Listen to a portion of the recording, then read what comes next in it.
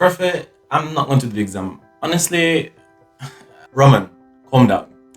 I promise you, the exam is not difficult. I've studied, but nothing is staying in my head.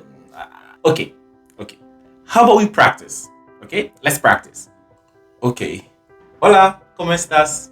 Estoy bien, gracias. Perfecto. ¿Cómo te llamas? Mi nombre es Roman. Perfecto. ¿Cuál es tu color favorito? Mi color favorito es azul. Perfecto. I told you. The exam is easy. So do your best and don't worry, okay? Buena suerte. Many highly qualified candidates have tried to reach this point and failed. You have succeeded. And now the final stage lies before you. Hola.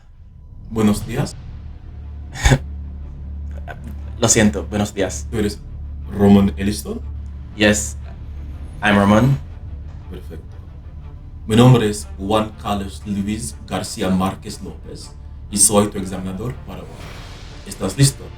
Sí, I'm ready. Actualmente enfrentamos a una crisis global con respecto al cambio climático. Por lo tanto, si puedes ser presidente de las Naciones Unidas, ¿cuáles son las medidas que tomarías para enfrentar este problema mundial?